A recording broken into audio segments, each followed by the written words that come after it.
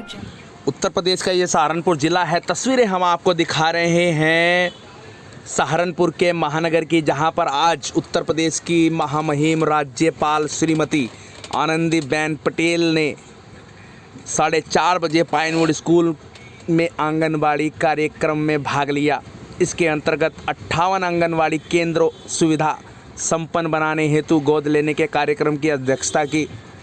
कार्यक्रम को संबोधित करते हुए उन्होंने कहा कि सहारनपुर आने की इच्छा कई बार की, लेकिन किसी कारणवश नहीं आ पाए। उन्होंने कहा कि समाज में बदलाव के लिए सबको जोड़ा जाना आवश्यक है। आंगनवाड़ी से लेकर विश्वविद्यालय तक एक कड़ी होनी चाहिए और इस कड़ी की शुरुआत आंगनवाड़ी से भी पहले बेटियों, गर्भवती महिलाओं से होनी चाहिए। यह एक सभ्य समाज का द्योतक है। उन्होंने प्रधानमंत्री की सराहना करते हुए कहा कि मन की बात कार्यक्रम में उनके द्वारा कही गई बातें जनसामान्य में सकारात्मक प्रभाव पैदा कर रही हैं। ग्राम प्रधानों को संबोधित करते हुए कहा कि ग्राम प्रधान ग्राम का मुख्यमंत्री होता है, इसलिए आंगनवाड़ी केंद्रों में जाकर बच्चों से वार्ता कर आंगनवाड़ी कार्यकर्तियों को प्रोत्साहित करें। इस अवसर पर सहारनपुर के जिला अधिकारी अखिलेश सिंह और अन्य लोग मौजूद रहे। सहारनपुर से न्याय परिक्रमा के लिए मोनू कुमार की खास रिपोर्ट। जो बच्चे आते हैं वो तो बड़े हैं, माँ बाप ने संस्कार दिया, आगे बढ़े, लेकिन संस्कार देने का काम, जीवन मूल्य देने का काम, एक आदर्श नागरिक बनाने के बाद समाज को तो समर्पित करना, ये तो आंगनवाड़ी से शुरू होना चाहिए। इससे आगे मैं ये कह रही हूँ कि प्रेग्नेंट वुमन से शुरू होना चाहिए। इससे आगे हमारी बेटियों से शुरू होना चाहिए। लेकिन ये समाज मतलब महिला और बच्चे कभी कभी निग्लेक्टेड हो जाते हैं।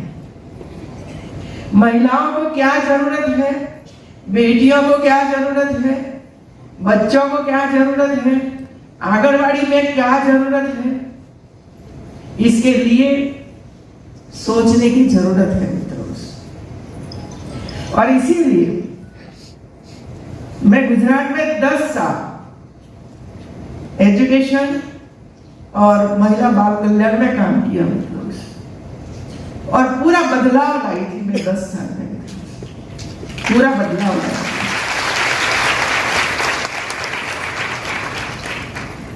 इसके बाद रेवेन्यू देखा, इसके बाद साथ साथ में पीडब्ल्यूडी देखा, अर्बन डेवलपमेंट देखा, नर्मदा योजना कैनाल का काम करवाया। ऐसे कई अलग अलग प्रकार के डिपार्टमेंट मैंने देखा और इसमें काम किया।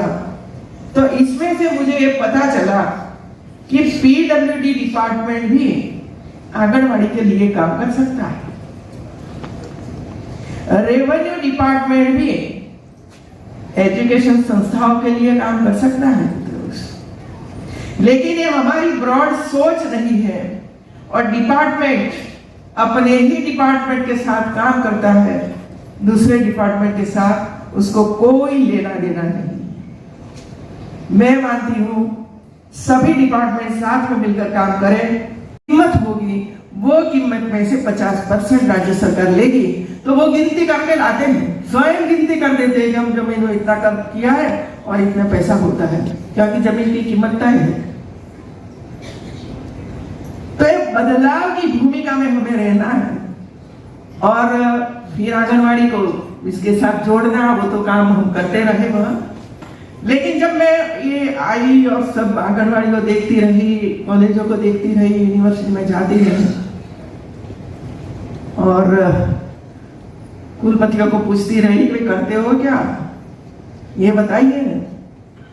कोई साल भर का कोई कार्यक्रम रहता है आपकी यूनिवर्सिटियों में? कोई गांव में जाते हो, कोई गांव गोद लिया है तो बड़ा जीरो। तो सबसे पहले मैंने ये किया कि भाई 5 गांव गोद ले, 5 गांव। अभी हिसाब लगाओ, पूरा यूपी में लगभग 50,000 से ज्यादा कॉलेजेस हैं, 50,000 से ज्यादा कॉलेजेस हैं। और गांव कितने हैं? गांव कितने हैं? 58,000। 58,000 रेवेन्यू गांव है आपके यहाँ। अभी एक कॉलेज एक गांव को गोद ले लेता है और गांव में बैठकर हम काम करते हैं। हमारे बच्चे जाएंगे, अध्यापक जाएंगे, बच्चों के एडमिट करवाएगा, आंगनवाड़ी के बच्चों को देखेंगे, सफाई का काम देखेंगे, ग्राम प्रधान के साथ बैठकर को प्लान करके उसके साथ चर्चा करके उनको मार्गदर्शन देंगे। क्या वो तो कर सकते हैं? नहीं कर सकते। और देखो ये जो नेशनल, इसके बाद पीटीसी कॉलेज, बीएड कॉलेज, इस सबको जमीन देनी है तो इतनी जमीन देनी है और इसकी जिम्मेवारी डीएम की है।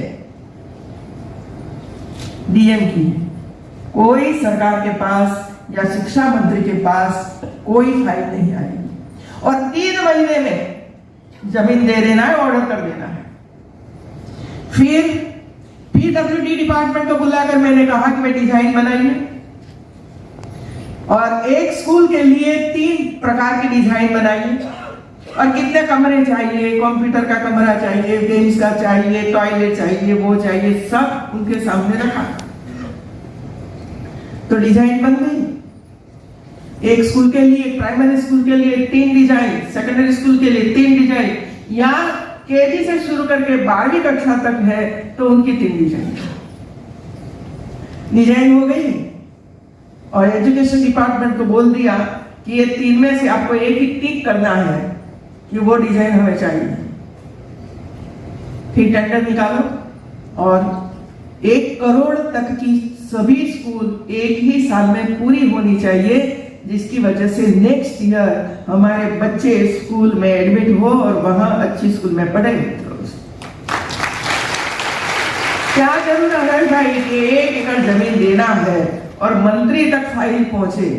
और आप सबको तो पता है कुछ न कुछ निकालते रहते, जमीन कहाँ आई, नंबर कौन सा है, जमीन की कीमत कितनी है, कीमत भी तय कर ली। तो गवर्नमेंट को देना है तो फ्री में देना है, यदि एडेड कॉलेज को देना है, एडेड स्कूल को देना है, या तो कोई सहाय वाली प्राइवेट स्कूल को देना है, तो जमीन तो इतनी ही है। बहुत ही प्रयास करके ये पॉलिसी बनी है मित्रों। और इसमें मैं शॉर्ट में बताऊं कि यूनिवर्सिटी को किस तरह जोड़ा है। इसमें नेक वाला जो प्रश्न है, नेक एक्रेडिटेशन,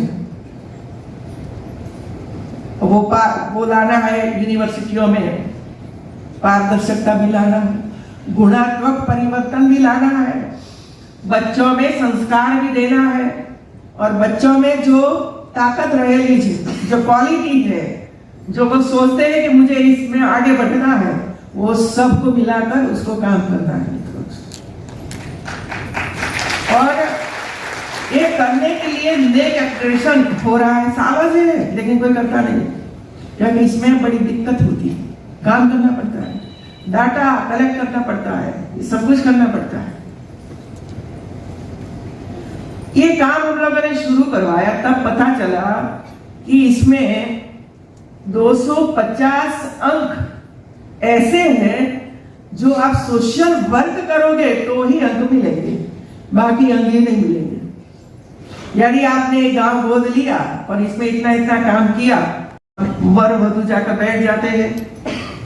लेकिन आप सोचिए कि एक लग्न जब शुरू होता था, उसके पहले कितना काम होता था, उसी समय क्या क्या गाना गाया जाता था, पूरा परिवार कैसे इकट्ठा होता था, काका मामा सब लोग इकट्ठा होते थे, पूरा समाज घर पर आता था और लोरी गाता था, या तो वो लग्न गीत गाते थे, मेहंदी लगाते थे उसके गीत थे, हस्तमेलक होता था उसका गीत थे, सब कुछ है। लेकिन अब तो मैंने कहा नहीं कि सब मोबाइल में आ गया, चालू कर दो हो जाएगा। तो ये हमारी जो संस्कार है ना, वो हम लुप्त कर रहे हैं। और इसी वजह से मैंने भाषा विश्वविद्यालय को कहा कि ऐसे ऐसे कुछ ढूंढो, और हर तबके में अलग अलग प्रकार के गाने भी हैं और अलग प्रकार की भाषा में गाया जाता है। आदिवासी में भी होगा, अल्पसंख्यक में भी होगा, सब में है। लेकिन यूनिवर्सिटी का ये काम है कि जो लुप्त हो रहे हैं उसको आगे बढ़ाना, निकालना और लोगों के सामने रखना। इसी तरह हमारे प्रधानमंत्री जब मन की बात करते हैं तो एक बार मन की बात में उन्होंने टॉयज के बारे में बोला। टॉयज के बारे में बोले, बच्चे को टॉयज चाहिए, और चाइना से टॉयज आते थे। और एक बार उन्होंने बोल दिया तो टॉय बनाने के लिए स्पर्धा हो गई। आज मैंने देखा आपके जो एग्जीबिशन लगा है, इसमें मैंने टॉय देखा। ये कला है हमारी, और ये कला लुप्त नहीं होनी चाहिए मित्रों। तीसरा, मन की बात में उन्होंने परंपरागत गेम्स की बात करी, खेल की बात करी। आज तो देखो तो क्रिकेट के मैदान में सब लोग हैं, वॉलीबॉल खेलते होंगे, लेकिन कबड्डी कहाँ गई, खो खो कहाँ गया, लंगड़ी कहाँ गया, लट्टू कहाँ गया, गिल्ली डंडा कहाँ गया, सब लुप्त हो गए। और इसी वजह से आज हमारे प्रधानमंत्री सेहत के बारे में बोलते हैं कि भाई आप जरा वो खाओ और स्वास्थ्य अच्छा बनाओ। एक कोरोना में हमें पता चल गया कि हमारी और काफी कुछ हमारे बच्चों को दे भी सकते हैं और बच्चों को आगे भी बढ़ा सकते हैं। मैं एक छोटा सा एग्जांपल देना चाहती हूँ कि मैं एजुकेशन डिपार्टमेंट में थी। मान लो कि हम बजट में स्कूल देना चाहते थे, नई स्कूलें। बजट में तो बजट आ गया कि 100 स्कूल के 200 स्कूल देना है। तो हमारे सामने जमीन का मामला आता है, जमीन कहाँ है। अब जमीन ढूंढते ढूंढते 1 साल खत्म, और 1 साल पूरे होने के बाद इसकी डिजाइन बनाना, टेंडर निकालना और इसके बाद काम करवाना ये पीडब्ल्यूडी डिपार्टमेंट का काम रहता है। तो 1 साल के बाद उसके पास जाएगा। तो एक बार जो ग्रांट हम रखते हैं उसका लाभ समाज को 3 साल के बाद मिलता है। 3 साल के बाद मिलता है मित्रों, ये मेरा अनुभव रहा। और इसी वजह से जब मैं रेवन्यू मिनिस्टर बनी तब मैंने तय किया, क्योंकि मुझे एजुकेशन में पता था कि प्राइमरी स्कूल के लिए कितनी जमीन चाहिए, सेकेंडरी स्कूल के लिए कितनी जमीन चाहिए, कॉलेज के लिए कितनी जमीन चाहिए और यूनिवर्सिटी के लिए कितनी जमीन चाहिए।